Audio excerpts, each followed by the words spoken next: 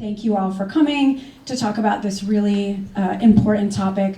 I am thrilled to be able to introduce my friend, Dr. Mariana Budjeryn, to talk about the war in Ukraine and the future of European security. She is currently a research associate with the Center for Nuclear Security Policy at MIT's Security Studies program.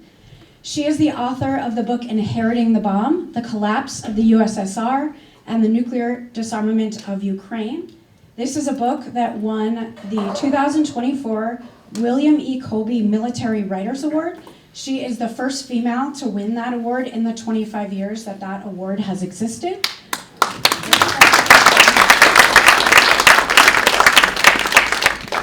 Before going to MIT, she held appointments as a senior research associate with the Project on Managing the Atom at the Harvard Kennedy Belfer Center. She's been a Stanton Nuclear Security Fellow there. She's been a fellow at Harvard's Davis Center for Russian and Eurasian Studies and a visiting professor at Tufts University and the Peace Research Institute in Frankfurt.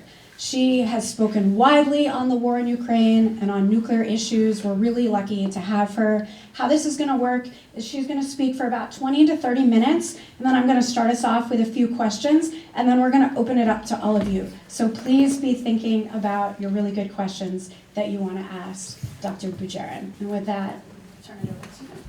All right, thank you. Can you hear me all right? Thank you, Professor Gibbons, for this very kind introduction, and thank you all for coming tonight to listen to me, but more importantly, hopefully to discuss some of these very important and pressing issues, not only for my home country, Ukraine, that has been battling now a large-scale war for 4 years, but for the future of Europe and possibly, I'm going to argue, for the way we as an international community are going to go forward, for the international system as a whole. It is very nice to be here in Portland, in Maine. I'm a former Mainer. I've lived here for 13 years before just recently moving to Massachusetts, for which I'm very, very sorry. I apologize to all of the Mainers. But it's a lot more convenient now to commute to work, as you can imagine. So I'm going to focus first in my remarks, and again, I'm hoping to keep them short enough to allow for a discussion on certain, I don't want to say takeaways, but perhaps certain propositions that I hope we can debate and discuss later on.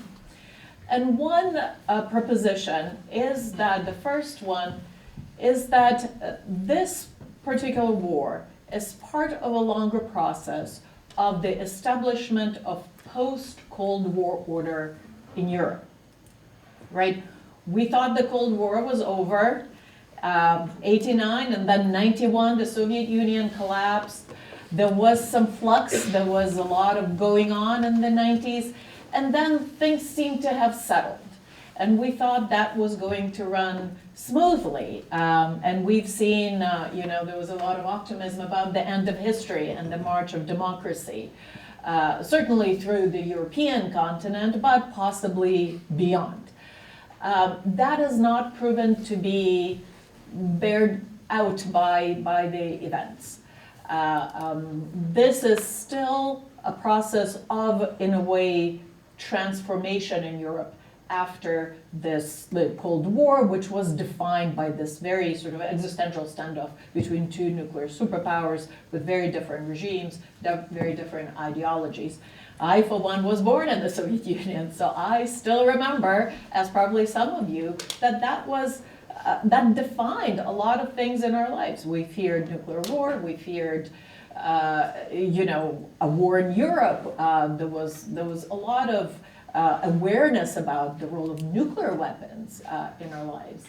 And all of that did go away, but the kind of underlying realities or underlying forces were still at work in this kind of process of Soviet dissolution and post-Cold War transition. And so in this kind of, in a way, an interwar period, right, between the Cold War and now the war in Ukraine, we had the unipolar moment, as we call it. The U.S. really had no obstacles to promoting its own policies and interests. Again, especially in Europe, most of the capable countries were its allies, right? The other ones were sort of no longer adversaries, including Russia, right? There was optimism that Russia could transition to a democracy and a market economy and just become just another state, a bigger state, an important state in the international system, but just another one of our fellow states with whom we can cooperate, trade, do business with, and so forth. Europe has continued and even deepened its reliance on U.S. security guarantee throughout that period.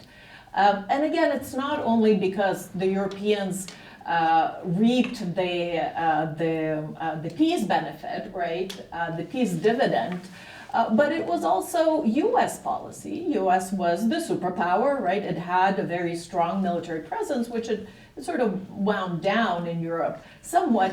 But it was the biggest, most powerful ally, wanted to maintain control within NATO. So it wasn't exactly that, all these European powers were trying to build up their own militaries and, deploy more weapons. That is also true, but it was also true that the United States never encouraged that initially. It wanted to keep that control. We know the very structure of NATO in Europe is such that the supreme commander of U.S. forces in Europe is also the supreme allied commander of NATO, right? That's a U.S. general, a four-star, right, Professor Gibbons. And the reason for that is, they extended nuclear deterrence, and that person can call U.S. nuclear fire should there be a call for it. No other national could do that, right? That might be changing these days, but that's kind of we're talking about this interregnuments, this interwar period. We also saw greater EU economic integration, cooperation in Europe coming together in unprecedented ways, right? But that also, the expansion of Europe and the greater integration of Europe also presented challenges increasingly for new entrants to come in, such as Ukraine, such as Georgia, such as Moldova, some of these countries that were lingering in this gray zone. Because the closer integrated you are, you have certain rules, right, that the newcomers have to learn to abide by, to reform their systems by. And there's just so much you can absorb as an international organization. So even with these processes going on, greater integration of Europe, this optimism about transformation, there's a swath and a collection of countries that were left in the vacuum, the kind of vacuum of integration, and most importantly, in a security vacuum. Right?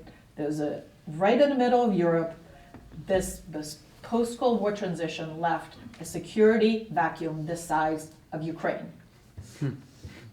And of course, Georgia and Moldova, and with Belarus being sort of co-opted into the Russian sphere of influence.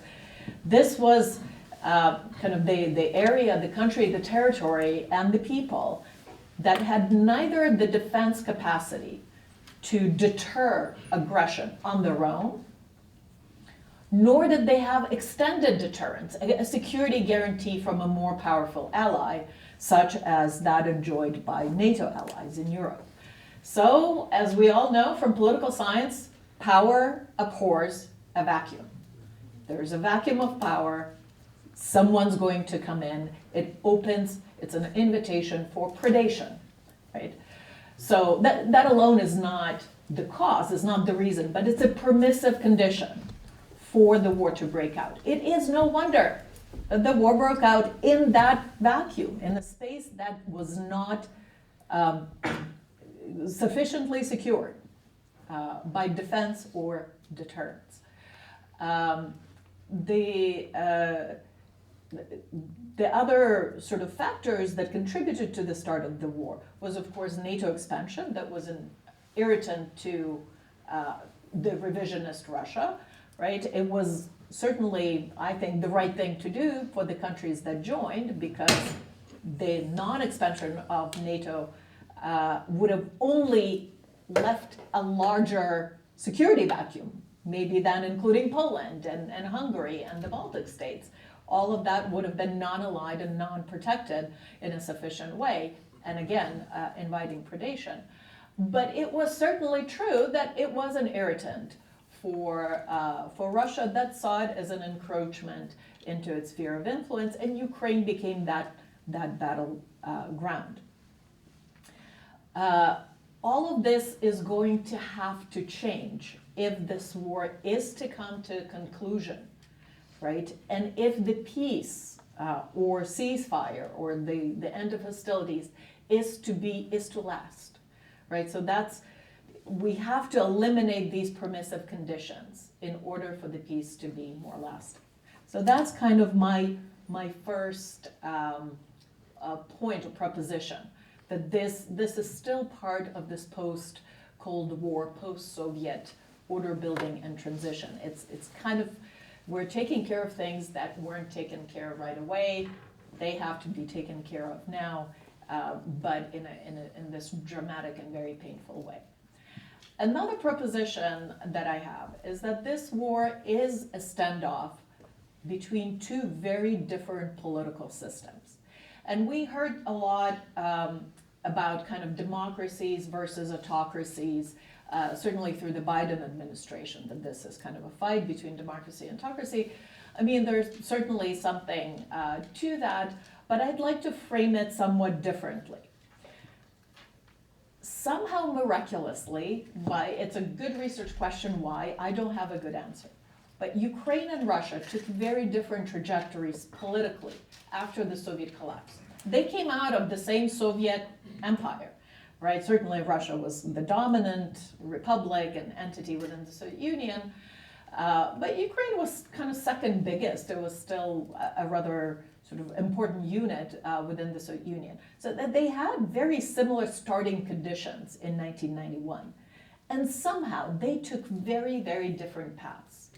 Ukraine essentially became a country that had a very powerful society, but a perennially dysfunctional and weak state. And Russia became something completely opposite. It became a country with a very strong and dominant state, but with a very weak society. And it was not for the lack of trying. We know there were protests, there was independent media, there were attempts to organize in Russia as well. But those were successfully, as we can see now, snuffed out by this kind of vertical of power, the system built up essentially by one man. I mean, Vladimir Putin has been in power now for 20-some years. That's a very long time. In the meantime, Ukraine had 6 presidents that were elected. In Ukraine, we like none of them, right? It's the surest way to become the most hated person in the country is to be elected president, because then all of the ills of the country are on your plate, you're blamed for everything else. And it's difficult to govern that way, right? It's not to say that one system is idealized. There's almost too much distrust to authorities. There's almost too much distrust towards institutions. But it somehow emerged that, especially in these early 90s, when the state was not providing even basic services, people organized. They had to survive. And sort of these self-help mechanisms, the volunteering, the very diverse and robust civil society, right? All of that somehow cropped up and stayed in Ukraine. And every time there was a Ukrainian president that tried to institute this Russian model, there was an uprising. 2004, stolen elections, Orange Revolution. People came out and stayed for a month until they achieved, and they were granted their demand, which is a rerun of the stolen elections. I heard about the Orange Revolution here. I was living in this town, South Berwick, Maine, about 45 minutes from here, and I had a 9-month-old daughter at the time, and I heard it at NPR that there's swelling numbers on the Maidan in Kiev, and it was right around I think Thanksgiving time, right? It was late November. So I was making applesauce or something like that, and I dropped the applesauce, and I called my friend in DC, and by the end of the week, we were on the plane to Kiev. Mothers came up from Lviv, we gave them our babies, and then we stood at the Maidan. And it wasn't, what difference could one person make in that situation? I mean, marginally, none.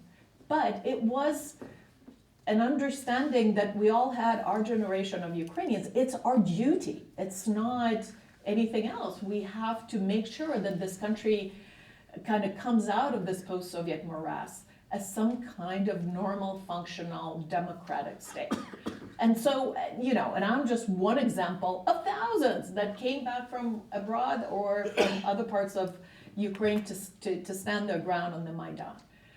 Then fast forward, kind of those achievement and then failure again of the revolution. The new power did not, the new president did not kind of deliver on the promises that people expected, anticipated. Viktor Yanukovych, the rival, was elected again. It was a very bitter, disappointing time, but this time was really democratically elected, so can't argue with that.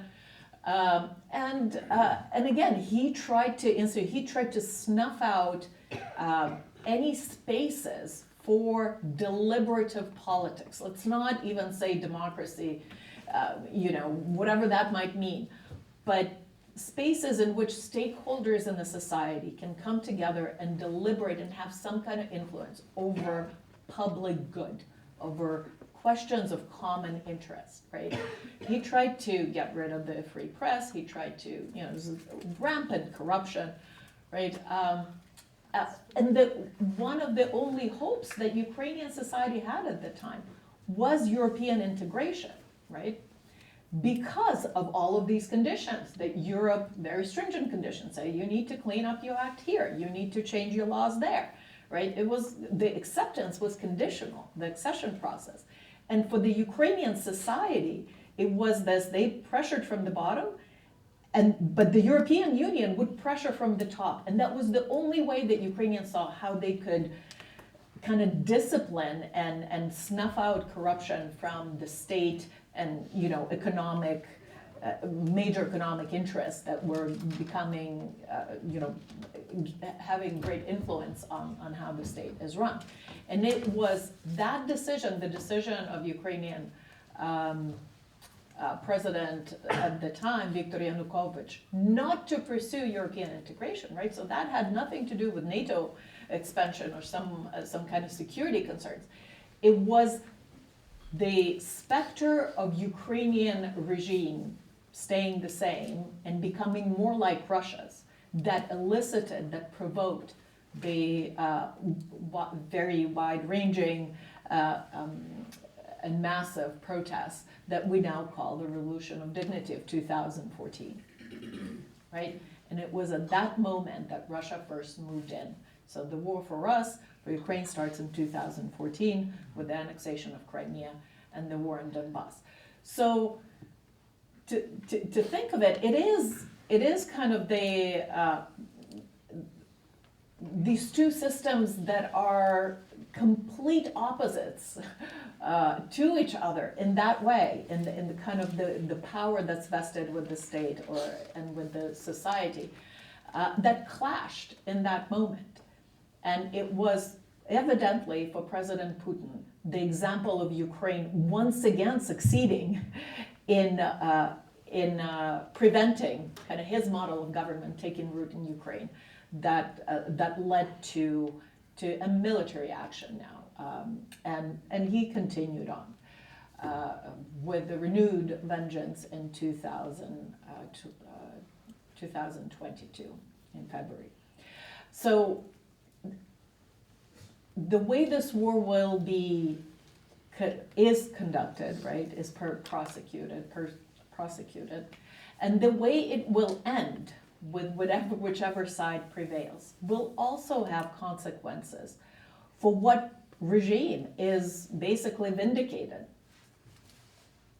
and how a society would continue on under a Ukrainian society, right? Or maybe any other that finds itself that kind of diverse and open society, how it does in defending, right, in mounting a defense effort, but also if it does not succeed, and suddenly it is absorbed in that very statist regime, what happens then?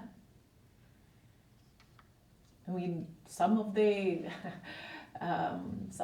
evidence we can see from the occupied territories, right? It's a total war. I don't want to use these words loosely, but genocide doesn't only take a form of physical eradication of a certain group, but the eradication of their identity. Ukrainian language is prohibited.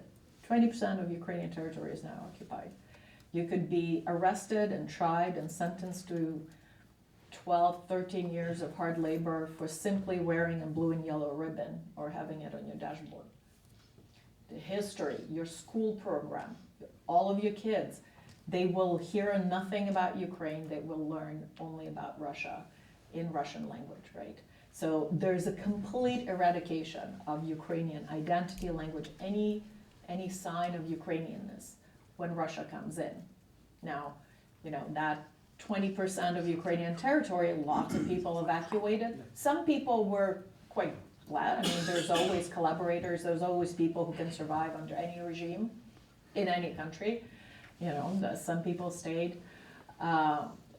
Lots of them left, and the rest are those who couldn't evacuate. It's also not an easy thing to do. They endure.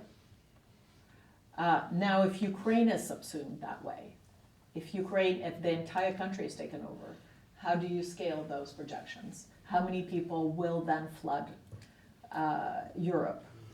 There's still 25 million left, right? It's no small change.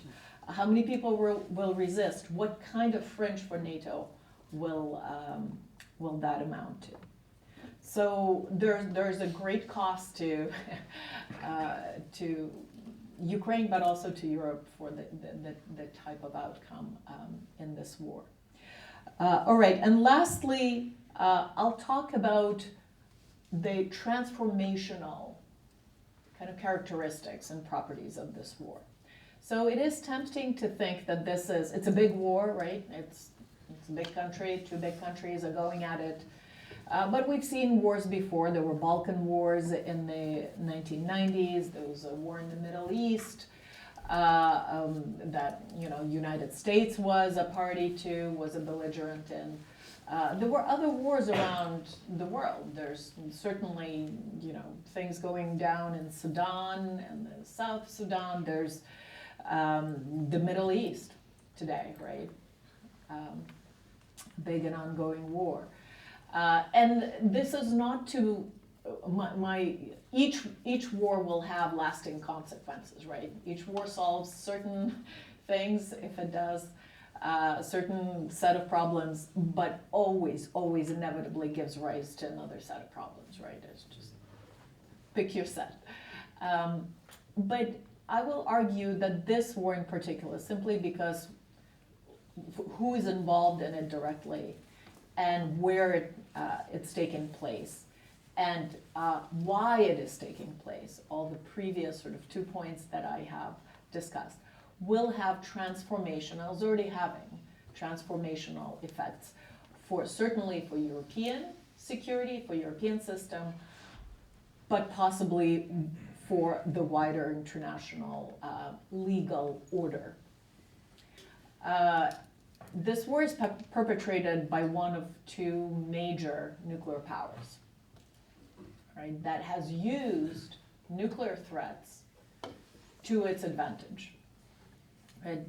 This is a conventional war so far, but it is very much so a nuclear crisis in the same way that, not in the same way, but in a different way, but just like Cuban Missile Crisis was a nuclear crisis, just like 1983 Able Archer was a nuclear crisis, just like Taiwan Straits crisis was a nuclear crisis. The nuclear weapons underwrite and influence in a great way the conduct of this war. Now, this is not only because Russia is a nuclear power. There's nuclear powers that wage wars and they choose not to make those wars into nuclear crises. The United States and Afghanistan, the United States and Iraq. Those were conventional wars waged by a nuclear power, but those were not nuclear crises. Right? United States chose not to use the lever of nuclear weapons to its advantage in those contexts. Russia chose otherwise. This brings to mind Ukraine's own nuclear history. This is a country that inherited, following the collapse of the Soviet Union, a very hefty nuclear arsenal. Now, I'd be happy to talk about this in later on in the discussion.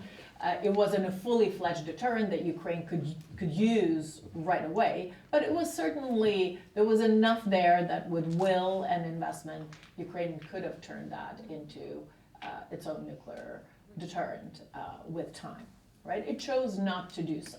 In fact, there you have a country that basically, for all its internal dysfunctions over the past 30 years, corruption and everything else, it kind of did the right thing by the international order.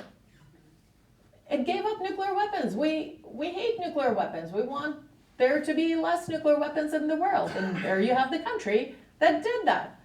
It surrendered these weapons, chopped up missiles, chopped up bombers for scrap metal, defueled missiles and all that, transferred warheads to Russia, and joined the Treaty on the Non-Proliferation of Nuclear Weapons as a non-nuclear weapons state, put all of its nuclear facilities under the safeguards of the International Atomic Energy Agency, so, no nuclear material could be easily diverted to military uses because the IE inspectors are there. It kind of did the right thing. And then it reduced conventional weaponry under the Conventional Forces in Europe Treaty, to which it became a party as a successor state of the Soviet Union. So that was military helicopters, tactical bombers, artillery pieces, tanks, armored vehicles. It slashed that because, it was the end of the Cold War and we didn't need those things anymore. So conventional downsizing, let's put it that way. And, is kind of an international citizen in good standing. So you have a state that played by the rules. And then suddenly it finds itself in a situation where the very legal system, international legal system, UN system, in which it put its faith, is failing it. Because when you have a UN Security Council member perpetrating an act of aggression, who you're going to authorize what? Peacekeepers? How? Or, are you going to invoke Article 52 of the UN Charter for Collective Defense and hope somebody will come to your help and put boots on the ground? No chance. Because those who can put boots on the ground are afraid of nuclear escalation. Right? So the very structure of this war and Ukrainian history and history of nuclear disarmament that it rests on it kind of undermines the credibility of some of the institutions that we built and we put trust in. Furthermore, we have things like the Geneva Convention on the Conduct of War and the Rules of War. Even when the war is perpetrated, we agreed that there are some barbaric acts we're not going to do. Why? Well, Europe was the site of some of the most atrocious war crimes and crimes against humanity. Just a scant 80 years ago. It's not so long ago. And we said never again. We have now the International Criminal Court. We have Convention Against Genocide. We've developed all these instruments, all this normative base to say, we're better than that. We can't do that. And it's not that, the powerful never bend the rules. They always have, and they will. But it is the explicit flaunting of these rules that is new in this war. So you all heard about the Bucha massacres, the mass graves and the mass killings that were discovered right outside of Kyiv in these towns of Bucha and Borodyanka, and later in Izum near Kharkiv once the Russian troops retreated. It's not only that these crimes were perpetrated in, these are crimes against humanity, certainly war crimes, right? Mass killings, illegal detentions. Occupying powers have some responsibility for keeping the occupied population safe under the Geneva Convention. It's that Putin actually gave out medals to those people who were commanders in Bucha. He rewarded them for that. It's not just kind of the denial of that never happened. It's the reward of this. This is the most kind of in-your-face flaunting of any international rules, and by a country that's a major stakeholder that was part and parcel of designing these rules back in the day. I mean, the Soviet Union and then Russia. I mean, that nothing could have happened in the UN or in other international fora without the Russian consent. I mean, or Soviet and then Russia. It was a powerful country. So you see a major power going rogue. And now we're only talking about Russia. We know of other major powers that have either gone rogue or on the brink of doing so. And so that calls into question, that certainly is not only caused by the war in Ukraine, but a war in Ukraine is this stress test that kind of shook the system, and we're still seeing how the pieces will fall following it. This is kind of on the bigger, the international level, and certainly Europe too.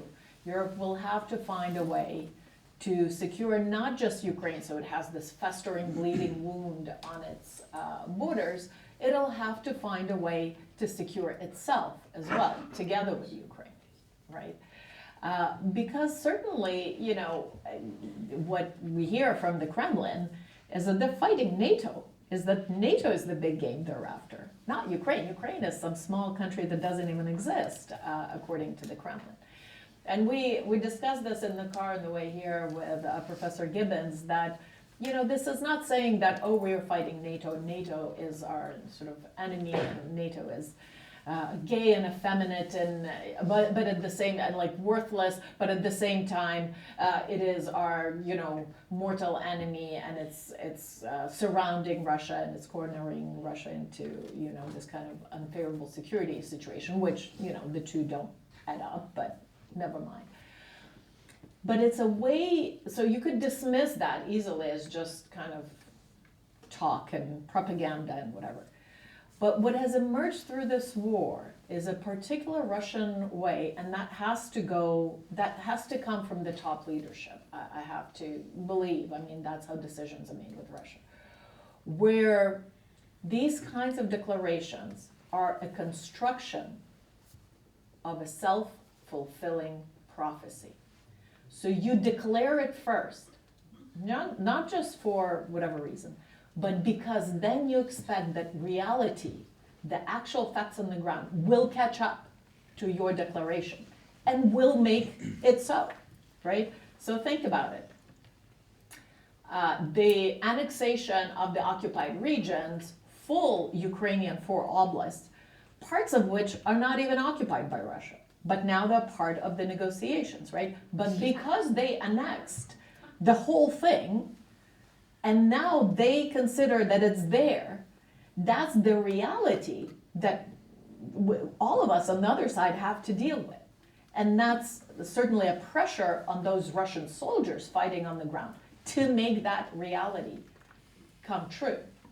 Another example, my current research is on the Russian occupation, seizure and continued occupation of the Zaporizhzhia nuclear power plant. The biggest nuclear power plant in Europe, 6 big reactor units. It got seized very early in the war, on the night of March 3rd to March 4th, 2022. But by about February, so the war started on February 24th, By about February 27th, basically the plant and the town that's kind of associated with it, and they were surrounded by the Russians, right? So people there knew that, Russians were coming for them. And then on February 28th, there was a news in the Russian media, a statement, that the Russians have actually already occupied the NPP, which was blatantly untrue. It was surrounded, but they didn't have possession for it. They had to actually move in with a column on the night of March 3rd, a few days later, and open fire at an operating nuclear power plant and seize it in a battle that lasted 5 hours, right? But they announced it before that. What did that mean? That had to be fulfilled by whoever was on the ground. That declaration had to be then matched up with reality. It's an incredible way to do things. And so to come back to NATO, when Putin says NATO is our goal, NATO is fighting in Ukraine, NATO is supporting all of this is because of NATO, I would not discount these words as empty talk. Nor do I think that the threats to European NATO would be the same, for instance, as this full-scale invasion, right? I mean, clearly NATO is bigger than Ukraine, is more powerful, Ukraine is better armed than just Ukraine, and Russians are already struggling in Ukraine. This war has not gone the way they thought it would. But there's other subconventional hybrid ways in which the Russians could move into Europe and use the weak points, right? To fracture politically the cohesion between countries, but also within countries. We see their support of far right and other fringe groups. We see the undermining, sort of maintaining deniability, but cutting, cables, undersea cables, doing all sorts of subversions. The cyber war, it's already a war. There's cyber attacks, they're going on, daily, thousands and thousands of attacks.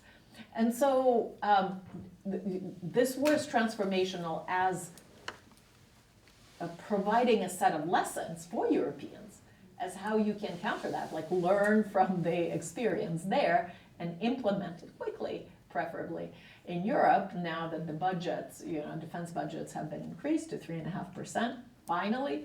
The question is how you're going to spend that money.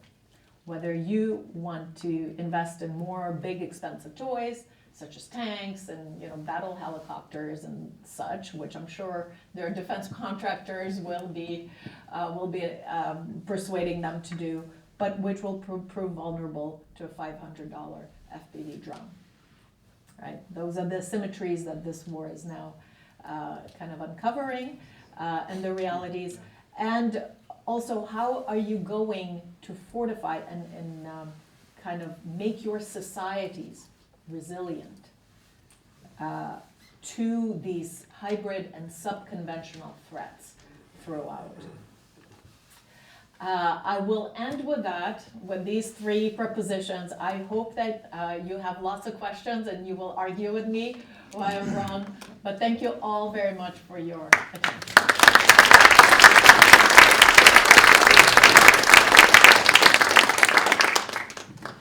Thank you so much. There's so much there. That was such a rich talk. I think you really have a gift for framing this issue in just a really thought-provoking way. So thank you. I had plenty of questions prepared, but I'm guessing that you all have a lot of questions. I want to give you a chance to take a drink because that was a lot of talking. I hope all the students, you have questions. I do want, because you're from Ukraine, because you have family there, sorry. I did want to give this audience an opportunity to hear what you're hearing and seeing on the ground, to take it kind of out of the political science realm and into the humanitarian realm, and talk a little bit about what it's really like on the ground there and what you're hearing. That's a good question. Yeah, I travel back to Ukraine often. My mom is still in Ukraine. She's in Lviv. She's in Western Ukraine, so she's relatively safe, thank goodness. But, I talk to lots of folks. I can't give any generalized, I haven't done any statistically significant surveys, but some of the themes are as follows. One is that there's a dissonance between the way Europe sees Ukraine and Ukraine sees Europe, right? As far as Ukrainians are concerned, Ukraine is already Europe. It is fighting for everything that Europe stands for. Because again, when did this war start? With the Revolution of Dignity, when Ukrainians wanted to become part of the European Union with all its good things like rule of law and protection from arbitrary detention and sentencing, and with free media and all these nice good things, values, dignity, freedom, having a say in your own future, in your own affairs. So Ukrainians are sort of seeing this as we're sort of doing the heavy lift here, we're fighting and dying. And one way that this war could have been fought is to say, all right, there's some good reasons why other nations shouldn't deploy troops to Ukraine, but treat everything that's behind Ukraine as this giant rear, right?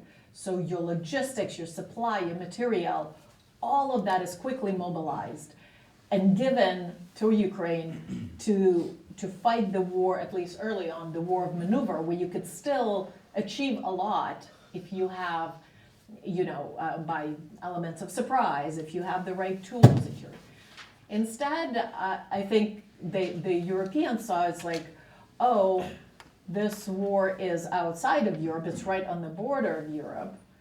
We have all the solidarity and all the support, and we're going to, provide the armaments, and we're going to provide the economic support for Ukrainians to survive. But it's elsewhere. This war is a little bit kind of step removed. It's a European war, but not quite, right? And much of the support has been, at least initially, and I think it has changed in Europe now, given as a matter of almost charity, right? For which Ukraine has to be grateful, and Ukraine is, right? But there's always this pressure to say, thank you so much for giving us all these arms. And it's the right thing to do. But equally, it presumes that it's kind of a gift and not a security imperative, right, like you would. And the very different dynamic was during COVID, right? When Europeans were being criticized for being so bureaucratic and never making decisions in time. They met in Brussels, they contributed into this enormous COVID fund, they kind of mobilized, they had all these good policies to fight the pandemic because it was recognized as a threat to all, right? Understandably so. This was different, right? The mobilization happened slowly, and certainly the United States was very, very key in actually pushing the Europeans to mobilize faster under the Biden administration, and was very generous in supporting the war effort. But again, it took a long time for certain systems to arrive, for them to be kind of considered whether they're escalatory or not, for the here's a missile, but you can't shoot it, beyond this point. So there's sort of end uses, right? So I think there is a dissonance, and you see that a lot of times when President Zelensky talks. Like on the one hand, he tries, not to the satisfaction of Donald Trump, oftentimes, to be grateful for the assistance. But equally to emphasize that this is kind of a threat to all of us, and we're doing the costliest part. Our people are dying. That, the value of human life here, how do you... So that's one dissonance that I hear. And the longer this goes, I think the more there's a certain bitterness that again is, in Ukraine, I mean, that again is both understandable and unfortunate, because there has been volumes of Western arms and support that has come in. But I think the way this was provided and the framing of it really kind of undermined both the war effort, but maybe kind of trust of Ukrainians towards the Europeans going forward. Another Another thing that I'm observing and hearing is that it's very nice that outside of Ukraine, people say, oh, Ukrainians are so brave and they're so resilient, and look at them, they're like dancing on the ice without heat and water, and they're out there in the snow and, you know, having a disco party somewhere. That's all true, but taking that resilience for granted is also not right? It's hard. It is very hard. This winter in particular has been very hard. There are a lot of elderly people that don't go and party on the frozen river when they don't have heat and hot water in the house. Like on the one hand, you know, Ukrainians own it. On the other hand, they're like, you know, there's a limit to how much our society can really absorb. Having said that, one of the things that did not cease over the 4 years is the volunteering and kind of the involvement of civil societies in all of its forms.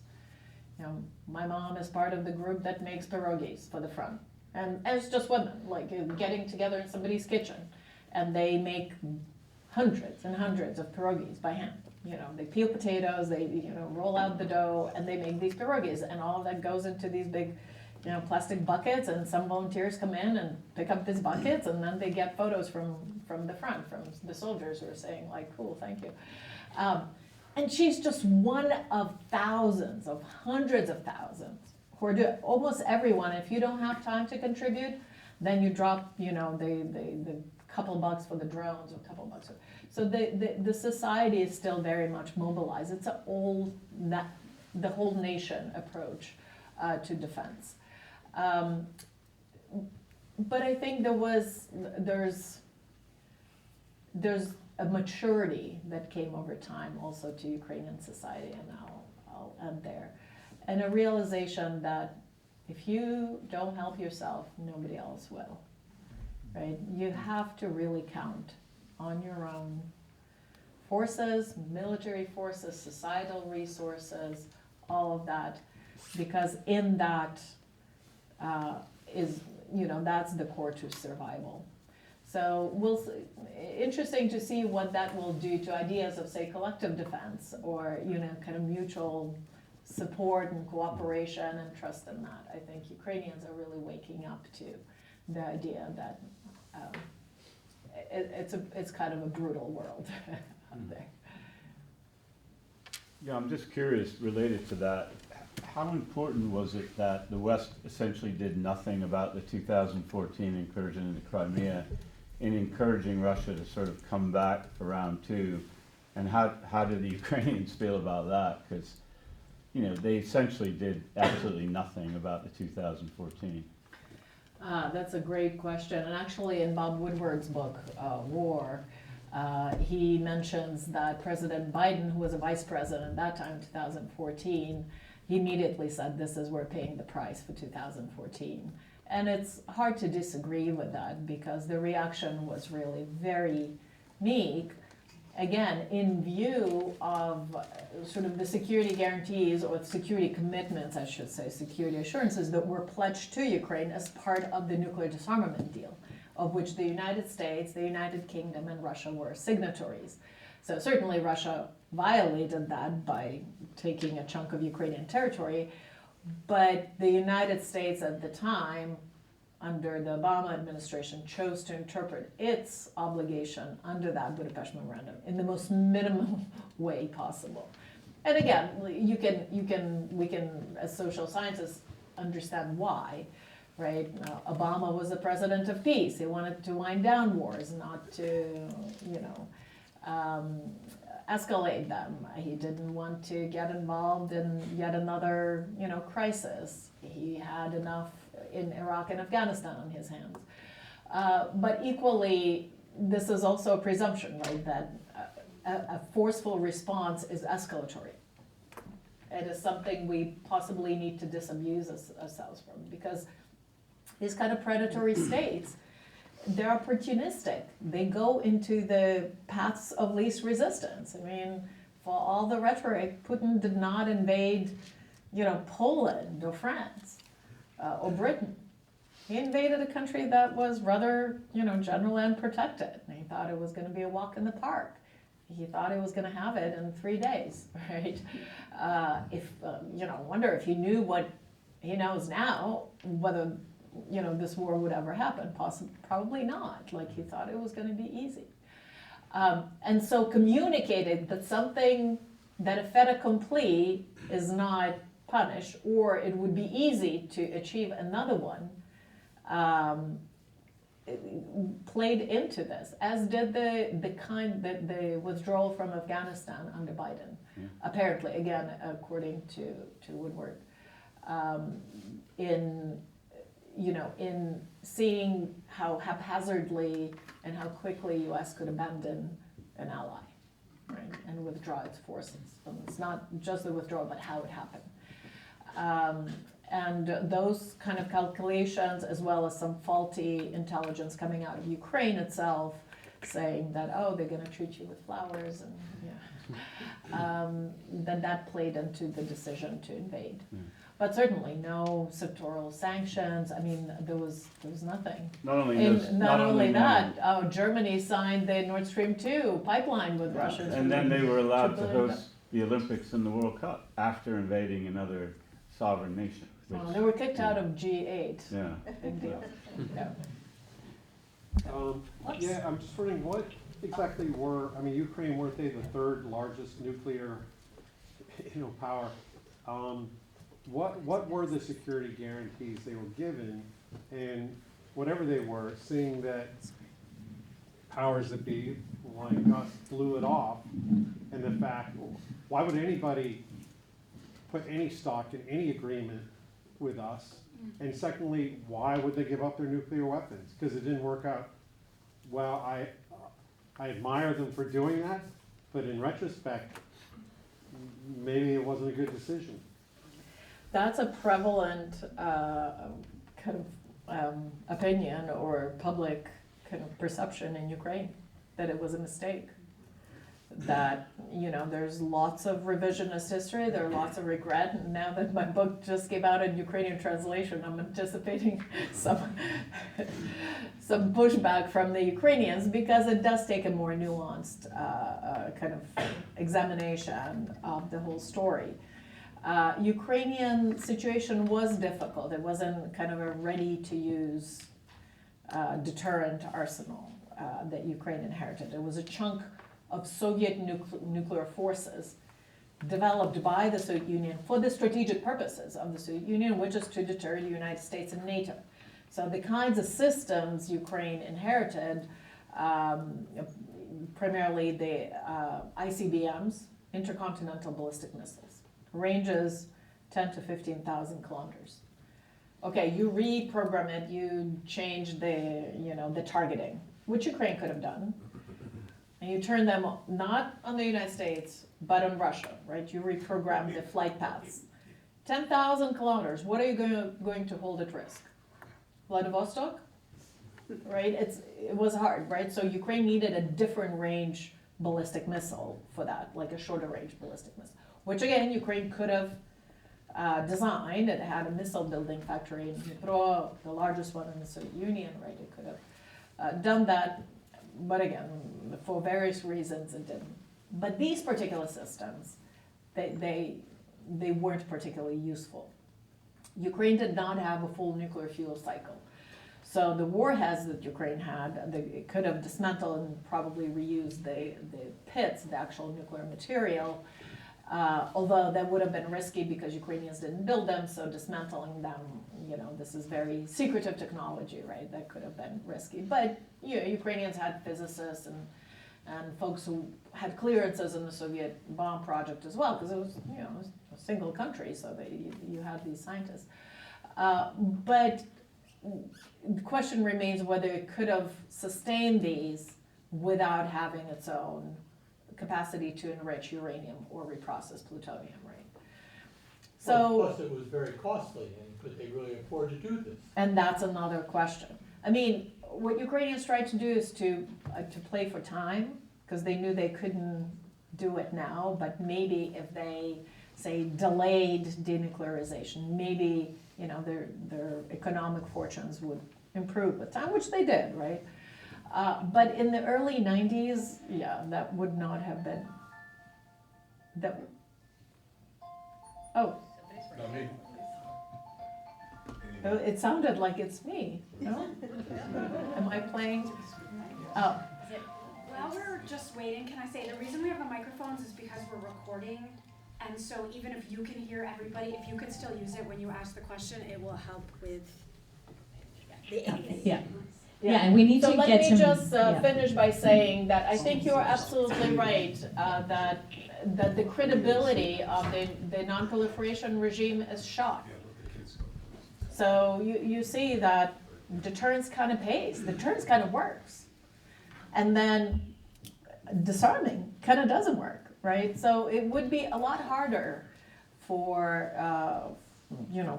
for us as kind of people who don't like to see the proliferation of nuclear weapons, but also for governments who always had non-proliferation as their policy, including this country, the United States, to convince other potential proliferators to give up nuclear weapons. Absolutely. Thank you so much for speaking tonight. I've really enjoyed listening to you talk. A major focus of my studies is the study of music as language preservation, and particularly as a form of genocide prevention. As a result, I've studied the Ukrainian language and folk music, as well as modern Ukrainian music. What are ways that people here in the US can stand with Ukraine in a way that is more than just symbolic? How can we truly support Ukraine in its resistance from the US? Thank you. Wow, that's amazing, and thank you for taking up such a interesting subject. Before I answer your question, I'll say that one of the phenomena that I observe during this war is the absolute cultural explosion, right, in Ukraine. The various forms of, there's lots of writing, that's one of the ways of processing these difficult times and the trauma.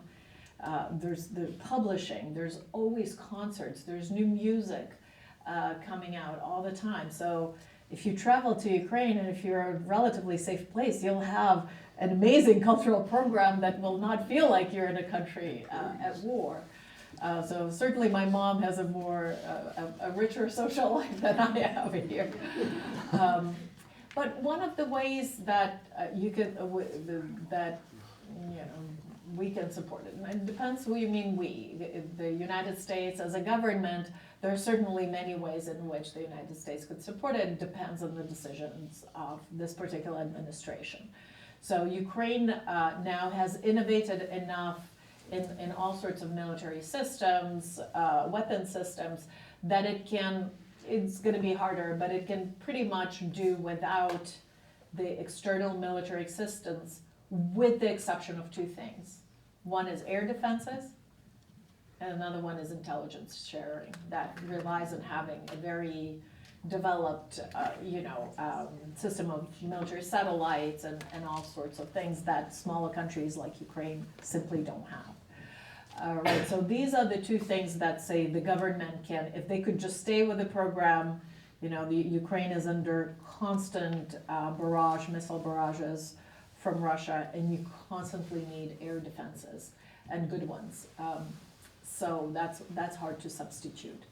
But in terms of societal support, I think just the awareness, right? The news cycles, they come and go. There's some, catastrophe or something happens, a major strike, it hits the news, and then it slips away because other things happen, unfortunately.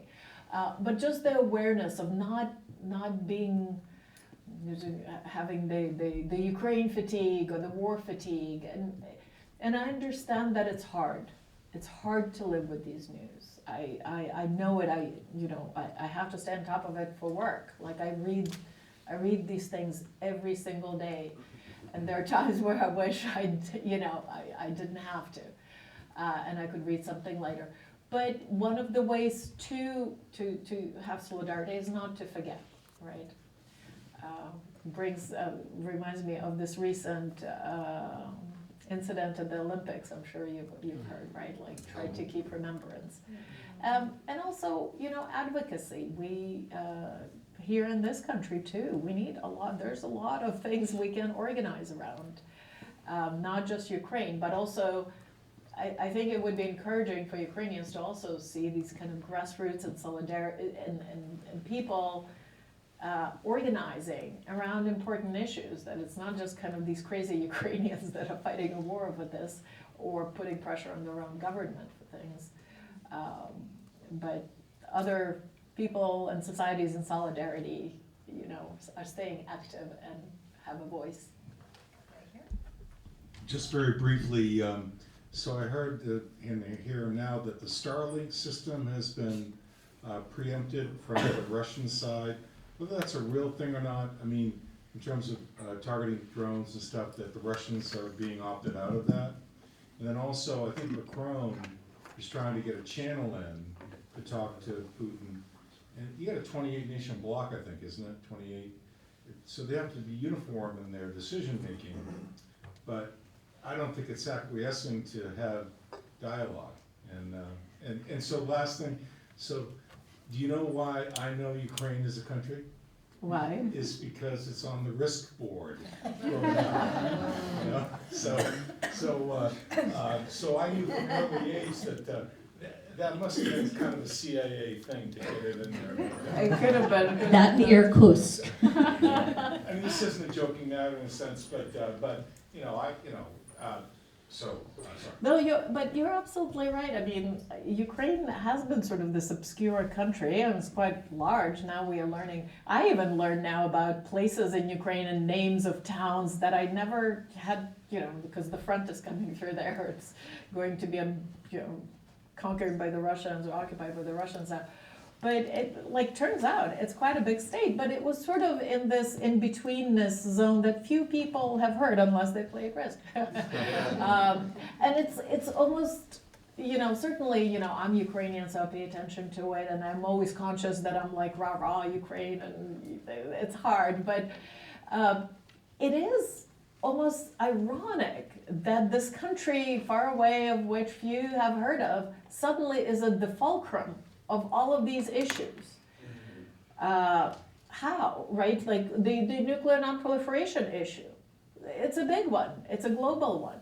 Or the safety and security of civilian nuclear infrastructure in armed conflict. I mean, there are unprecedented things that are going down, you know, in Zaporizhzhia nuclear power plants, but also the operating power plants on Ukrainian territory.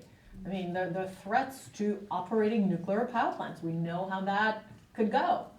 Again, in Ukraine, 40 years ago, Ukraine was the site of Chernobyl, right? April 26, 1986. It's going to be 40 years.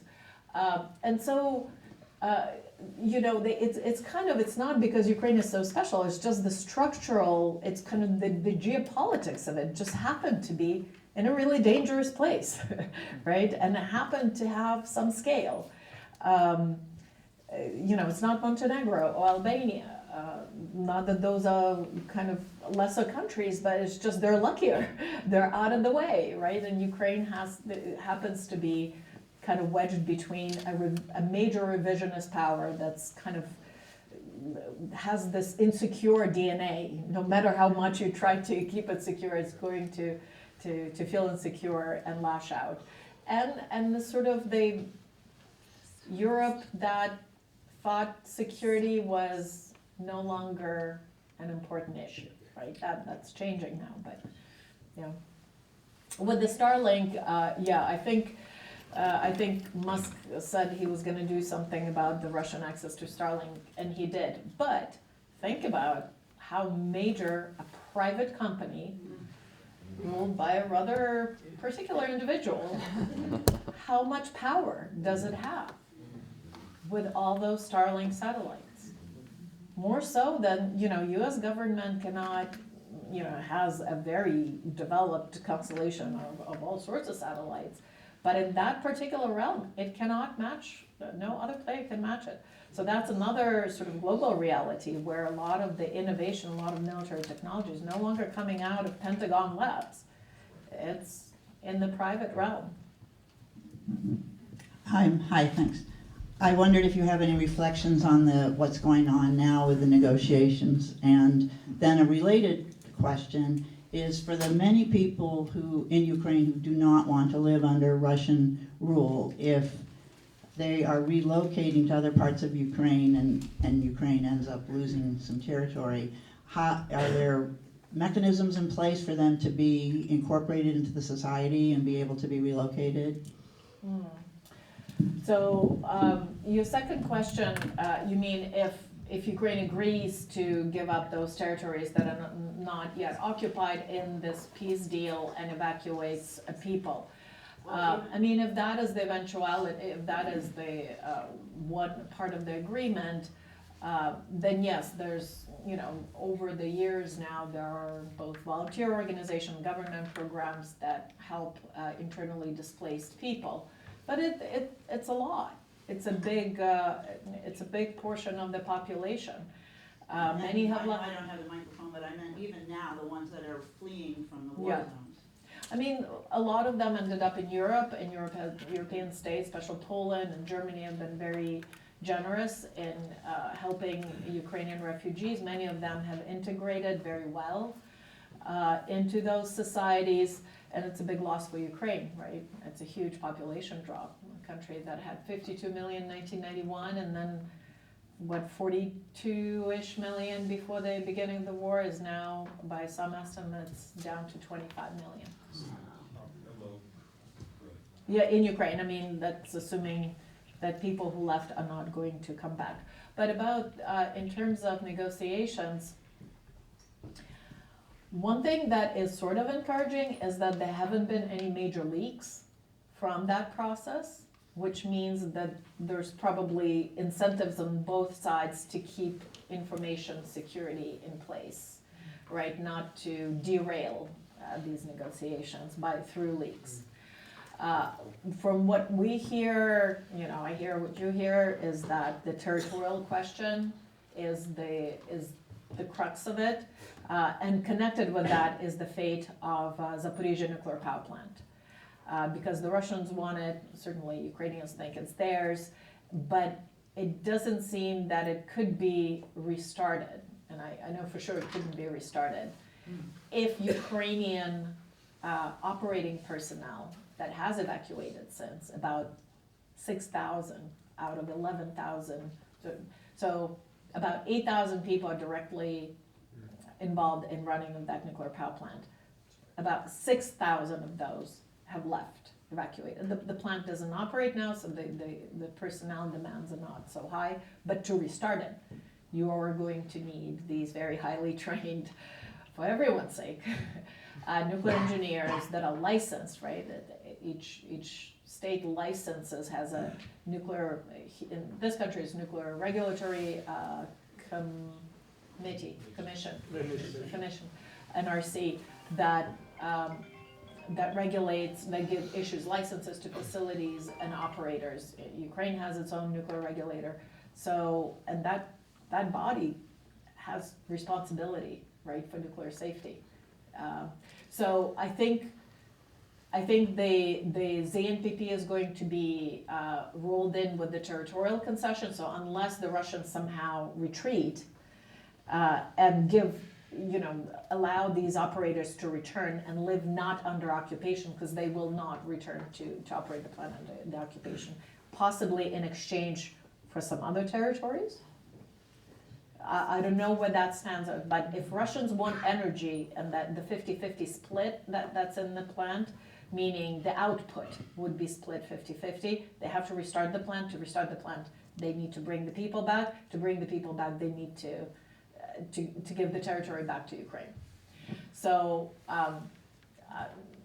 I'm skeptical about that, but maybe that might be the swap. And another issue, of course, is security guarantees, because, there were once had the Budapest that was all very nice and nicely written out, but it would have to be something a lot more robust, not just on paper, but in actual commitments, to make Ukraine a much more difficult target to attack.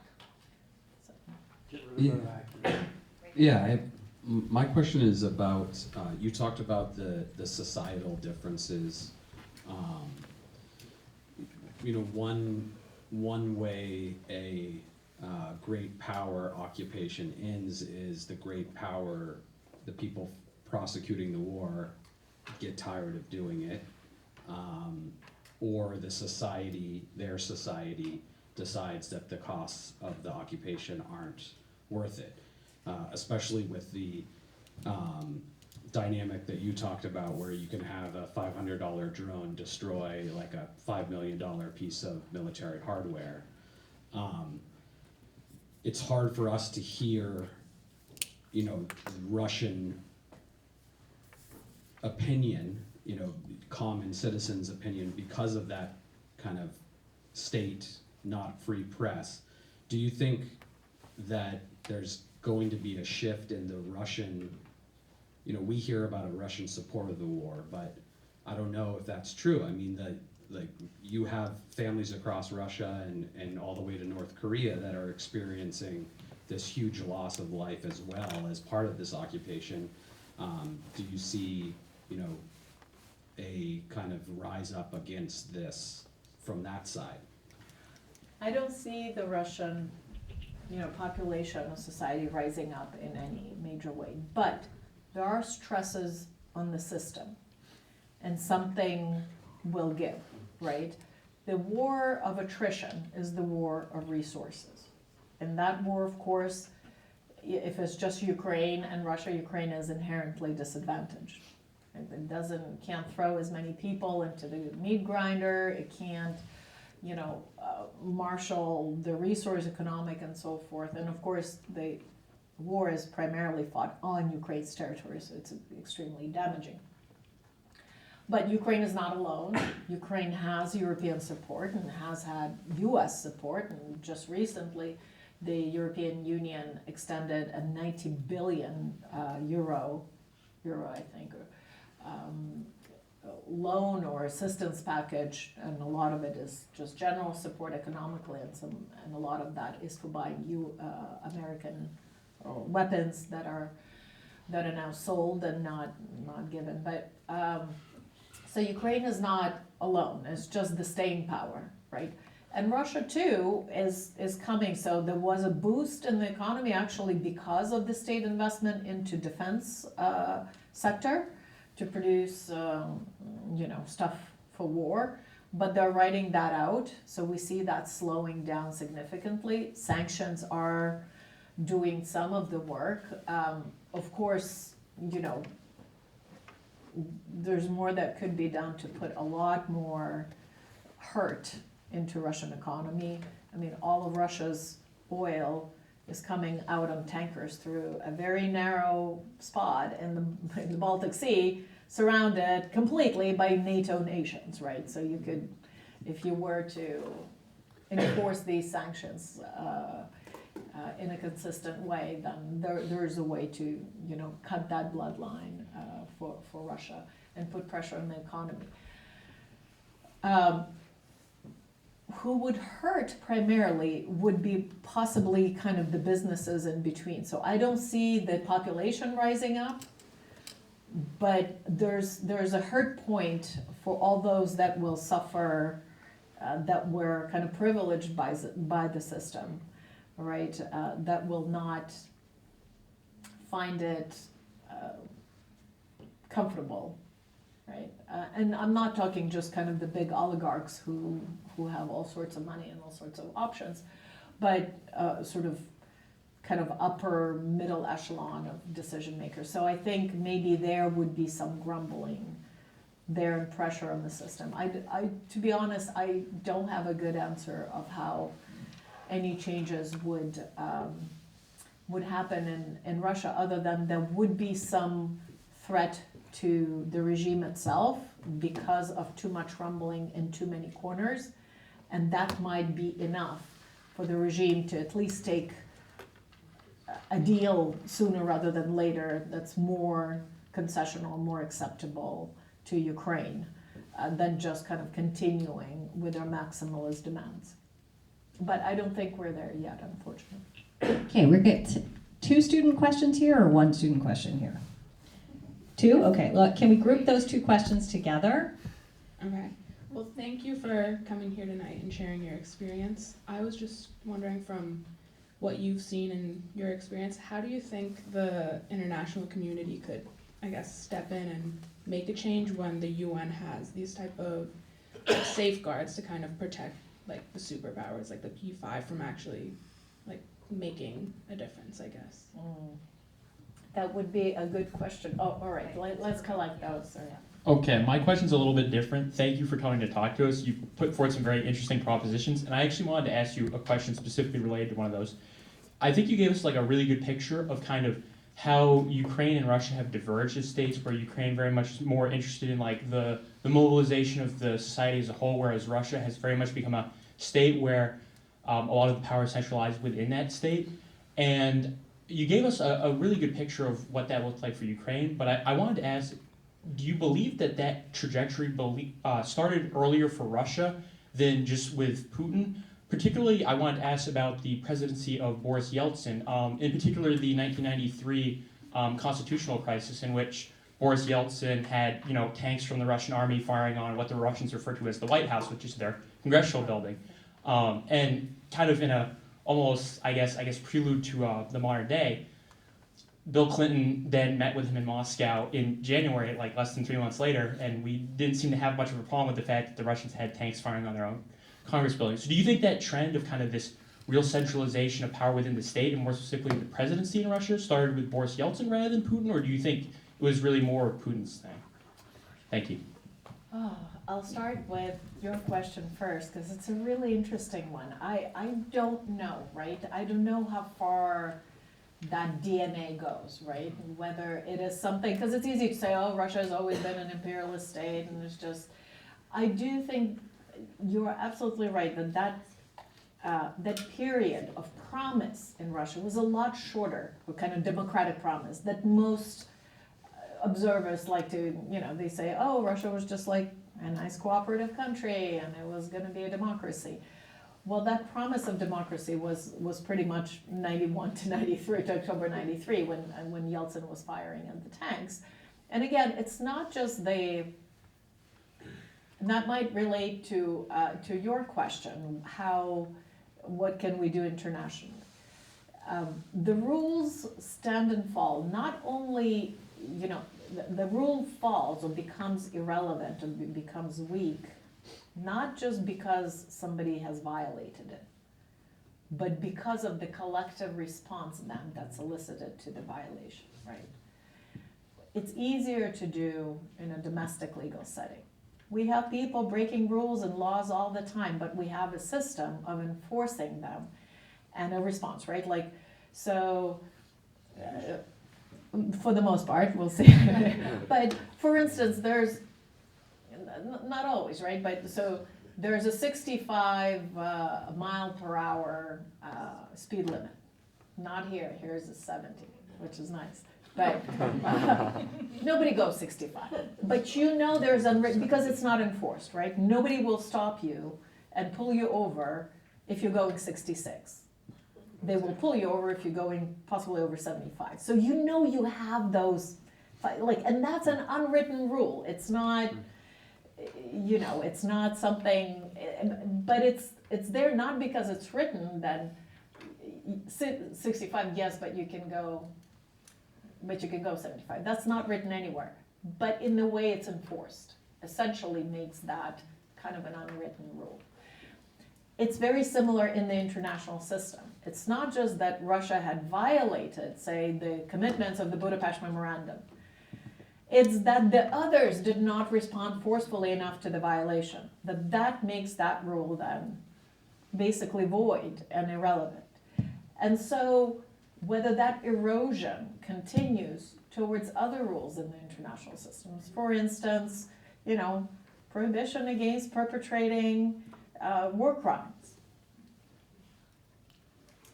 Like, we can all point to Putin and say, oh, he's a war criminal, but then he travels and, comes to Alaska and is rolled out a red carpet.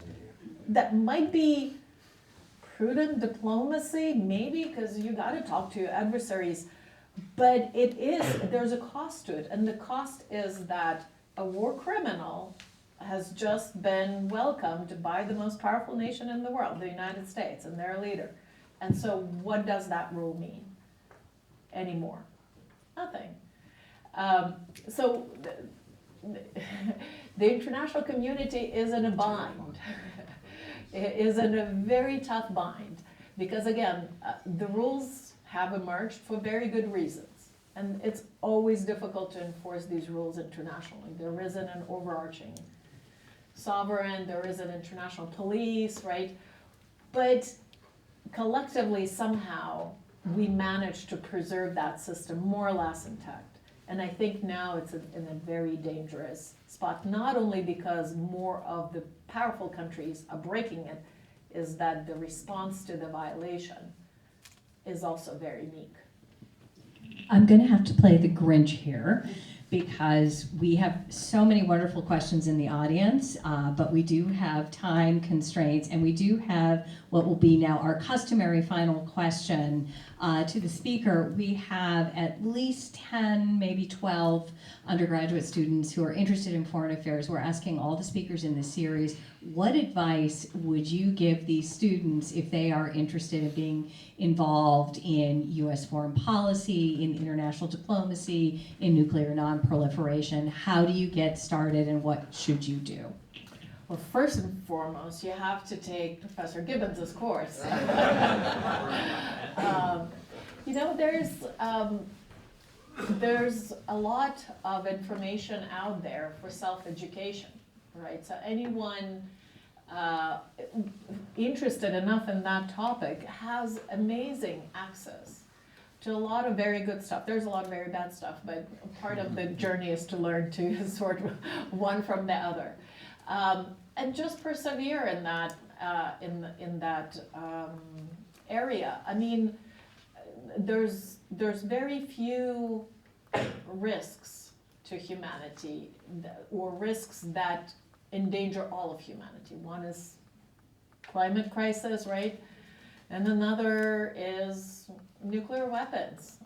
You can add AI very quickly to that list, I'm sure. But nuclear weapons are still with us. They did not go away with the fall of the Soviet Union and the end of the Cold War. And those risks are multiplying in kind, right? Not even if not in. So persevere, take interest, and also travel. It's easy to, or not easy, but it's one thing to talk about U.S. foreign policy when you sit in the U.S. from this vantage point. It's a very different thing if you go to the places where that policy has the capacity of impact, to impact the actual people in the actual countries. Kind of the whole uniqueness of the United States is that it is such a big and such a powerful country that whatever happens here ricochets across the world in a way no other sort of internal or foreign policy decisions of other countries ricochet or have an impact. So travel and learn about other peoples and other languages. And join the World Affairs Council. Yeah, and join the World Affairs Council. Right. Thank you for that. Thank you for coming up here and sharing your insights and your personal experiences. Ultimately, we talk about foreign policy, but foreign policy is all about people and their lives and the impact of that policy on their lives. So thank you for sharing and reminding us of that fact. Thank you to the students for caring and being engaged and being curious. We are glad you are here. Thank you to everyone who had a question, especially those of you who didn't get it answered or asked. I am sorry. There is always another event that you can come and share the questions by email. We'll pass them on if we can. Thank you to everyone who sponsored this evening and to our members. We are glad you are here. We could not do this without you. And if you are interested in being a member, please ask either Professor Gibbons, Zeke, Riley on our board, or Elizabeth here about how to join and become a member. Thank you. Have a wonderful evening. Thank you all very much.